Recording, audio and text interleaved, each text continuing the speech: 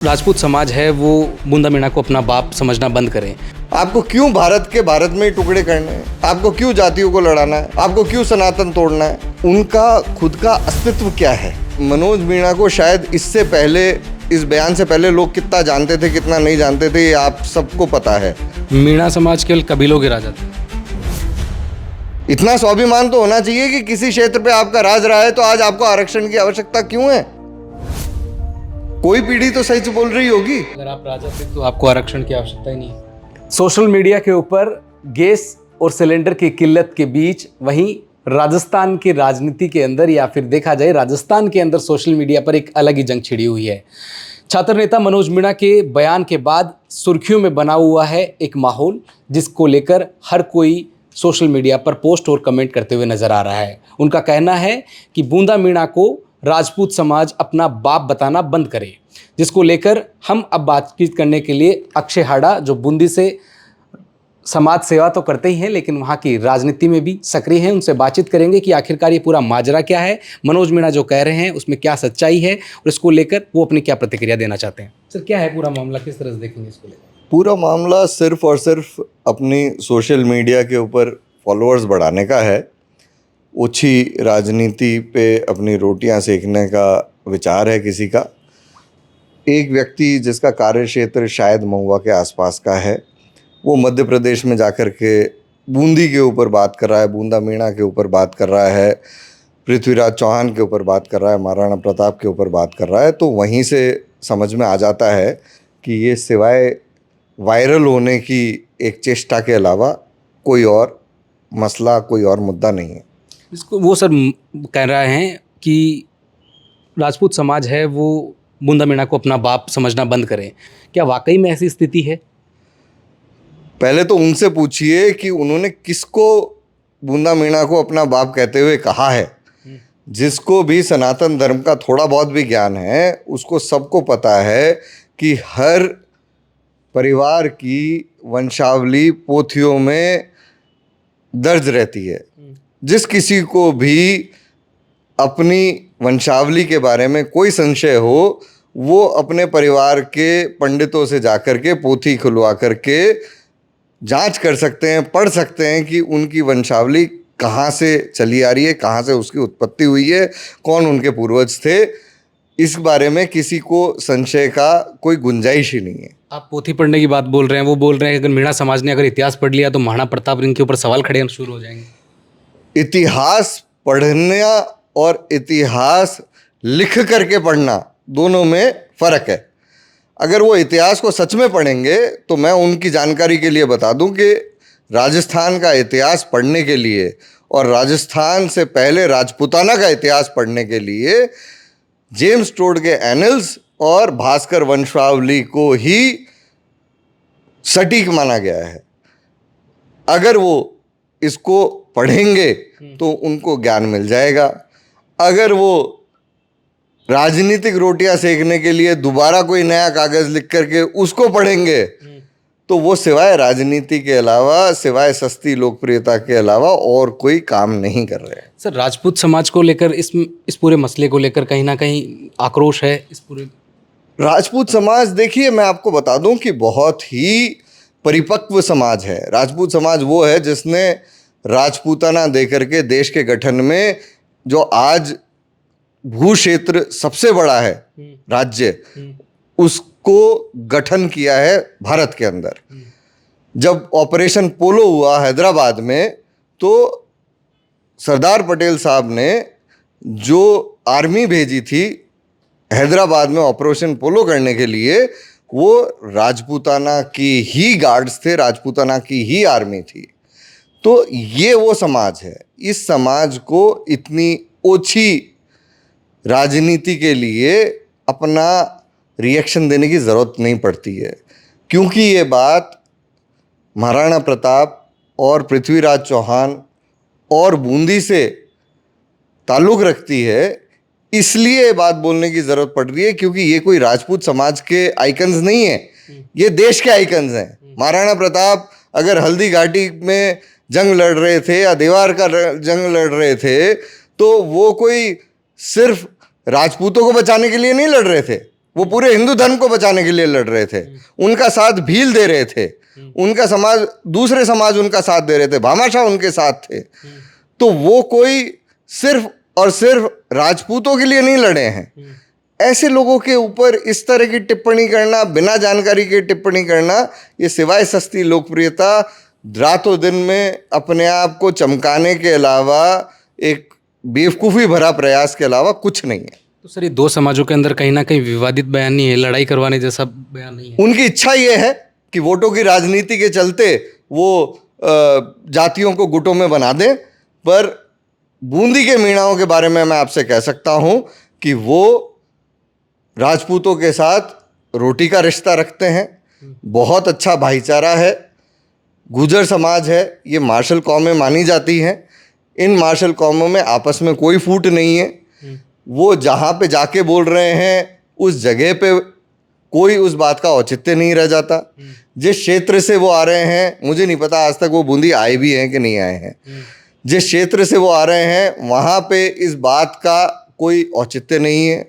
जिस तरह की राजनीति वो करते हुए आए हैं उसमें ये विषय ही नहीं है। और आज राजनीति करने के लिए 5000 विषय पड़े हैं विकास के लिए। आपको क्यों भारत में ही टुकड़े करने हैं? आपको क्यों जातियों को लड़ाना है? आपको क्यों सनातन तोड़ना है? मनोज मीणा को माफ़ी मांगनी चाहिए इस पर। ना केवल उनको माफ़ी मांगनी चाहिए बल्कि उनको आगे से इस तरह की कोई भी बात करने से तौबा करनी चाहिए और अपने राजनीतिक जीवन में सब समाजों को साथ लेकर के चलेंगे तो लंबी दूरी तय करेंगे। सामाजिक राजनीतिक जीवन के अंदर किसी भी समाज के लिए बुरी टिप्पणी करना, उनके इतिहास को बिगाड़ना, उन समाजों को अपने से अलग करना कोई बहुत ज़्यादा अच्छी राजनीति करने का विषय नहीं है। ये बात उनको समझनी चाहिए कि वो सामाजिक और राजनीतिक जीवन में अपना जो भी कैरियर का लक्ष्य है वो हासिल करने के लिए आज ये सब कर रहे हैं, पर ये चीज़ें उनको बहुत दूर तक नहीं लेके जाएंगी। अगर वो माफ़ी नहीं मांगते हैं तो क्या रुख रहने वाला है? आज उनका खुद का अस्तित्व क्या है? राजपूत समाज ऐसे किसी व्यक्ति के माफ़ी मांगने से या नहीं मांगने से क्या हो जाएगा? अगर वो माफ़ी मांगेंगे तो सभी समाज को अपने साथ रख पाएंगे। अगर वो माफ़ी नहीं मांगते हैं तो उनका चरित्र, उनकी शिक्षा, ये सब आगे चल के लोगों को दिखा रही है कि वो किस तरह की मानसिकता से सामाजिक जीवन में आगे बढ़ना चाह रहे हैं। कितने लोग उनके साथ होंगे? मैं उनको एक भाई के नाते सुझाव दे सकता हूं कि वो माफ़ी मांगेंगे तो उनका राजनीतिक सामाजिक जीवन जो है वो सबको साथ लेकर के चलने का बनेगा। अब बार बार राजनीति की चर्चा कर रहे हैं कि राजनीतिक जीवन अच्छा होगा, तो क्या ये वाकई एक राजनीति के लिए खेला हुआ दांवपेच है? ना अभी चुनाव सामने है, नगर निकाय चुनाव सामने है, तो क्या वो इस प्रकार का कुछ? देखिए, आज मनोज मीणा को शायद इससे पहले, इस बयान से पहले लोग कितना जानते थे कितना नहीं जानते थे ये आप सबको पता है। चुनाव अलग विषय होता है, लेकिन अगर कोई व्यक्ति अपने आप को किसी जाति के आधार पे सामने किसी समाज के रखना चाह रहा है, किसी क्षेत्र में रखना चाह रहा है, तो वो सस्ती लोकप्रियता के चलते इस तरह की गलतियां अपने जीवन के आरंभ में, राजनीतिक सामाजिक जीवन के आरंभ में कर देता है। मुझे लगता है उसको इससे बचना चाहिए। उनका एक चीज़ ये भी कहना है कि मीणाओं का है जो राज रहा है कई जगहों पर, आमेर को लेकर उन्होंने कहा, कई जगहों का और भी उन्होंने चर्चा की कि हम मीणाओं ने इस पर राज किया है। देखिए, मीणाओं के अस्तित्व को कोई नकार नहीं रहा है। मीणाओं का राज कबीलियाई पद्धति से बहुत सारे क्षेत्रों में रहा है। आप इस चीज़ को समझिए कि जो भी ये व्यक्ति हैं, इनके जो बड़े पूर्वज नेता रहे हैं, उन्होंने अपने जीवन काल के बहुत सारे वर्ष आरक्षण प्राप्त करने के लिए खपा दिए। उस आरक्षण की प्राप्ति के लिए उन्होंने बहुत जगह ये बात बोली है कि जब पूर्वी और पश्चिमी राजस्थान के मीणाओं को आरक्षण का लाभ नहीं देने की बात आई थी, तो ये बात उनके खुद के पूर्वजों ने कही है कि हमारा जो आधिपत्य था वो सिर्फ और सिर्फ कबीलियाई पद्धति में था। हमारा राज और शासन जैसा कोई ताल्लुक ही नहीं था हमारा किसी भी तरह का।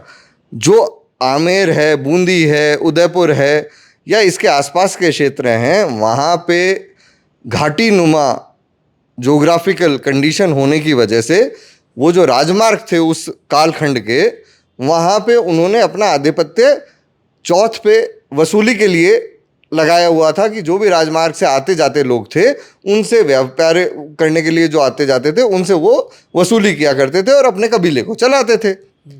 कोई इसको सही या गलत में नहीं देख रहा। जो इस कालखंड की बात हो रही है उस कालखंड के अंदर आमेर में शायद 200 पक्के मकान, पक्के तो छोड़िए कच्चे मकान भी नहीं थे। जिस कालखंड की वो बात कर रहे हैं बूंदी के अंदर 150 से 200 कच्चे मकान भी नहीं थे उस कालखंड के अंदर। तो ये बात करना कि हम वहाँ के राजा थे या हमने वहाँ पे उन शहरों को बसाया, शहरों को बसाने का काम जो किया जाता था वो राजपाट के दौरान किया जाता था, जिसमें कर वसूली की जाती थी और कर वसूली करके परकोटे का स्थापना करना, परकोटे में नालियाँ बनवाना, सड़क मार्ग बनवाना, वहाँ पे व्यापारियों को स्थापित करना, मंदिरों का निर्माण करवाना, ये सारे काम उस समय में राजाओं द्वारा की गए। आप मेरे को आज बता दीजिए कि कौन से शासक का नाम इससे जुड़ा हुआ है कि उन्होंने ये शहर में ये काम करवाया है, ये बनवाया।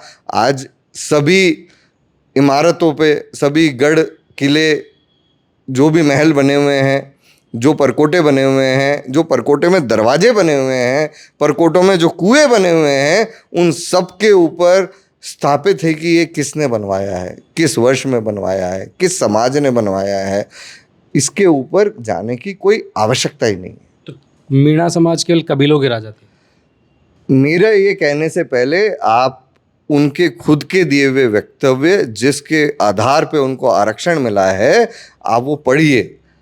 1959-1960 के आसपास जब मीणा समाज अपने आप को सूची में डालने की कोशिश कर रहा था, अनुसूचित जाति या दूसरी जाति में, अति पिछड़े वर्ग में, पिछड़े वर्ग में, तब उन्होंने खुद ने क्या कहा है ये मनोज मीणा को आप जाके पढ़ा दीजिए और फिर उनसे पूछ लीजिए कि अगर आपको लगता है कि उन लोगों ने झूठ बोला था तो आज जो आपने नया इतिहास लिख करके पढ़ने की चेष्टा कर रहे हैं उसको जाके एफिडेविट के साथ कोर्ट में पेश कीजिए, जिससे आपको, जैसे हमारे जाट भाई हैं भरतपुर और धौलपुर के, उनको आज आरक्षण नहीं मिला हुआ।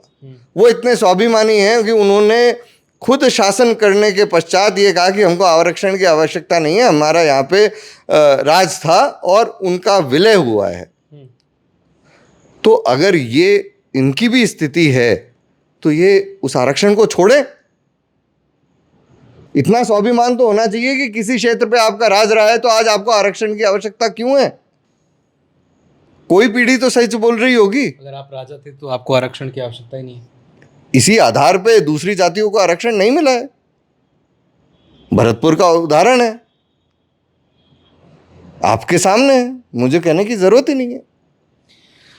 तो कुल मिला के जो सोशल मीडिया पर चल रहा है, जो बयानबाजी पिछले 2 दिनों से सुर्खियों में है, उसको लेकर राजपूत समाज कहे या फिर ये कहे कि जो बूंदी से स्थानीय नेता है अक्षय जी, उन्होंने साफ कर दिया है इस प्रकार की कोई चीज़ नहीं है। ये जो चीज़ें हैं वो थोती राजनीति यानी कि ओछी राजनीति के लिए की जा रही है। मनोज मीणा को मैं भाई होने के नाते कहना चाहता हूँ कि वो इस पूरे मामले पर माफ़ी मांग ले। सहयोगी जावेद के साथ मैं दीपक कुमावत, अपडेट इंडिया, जयपुर।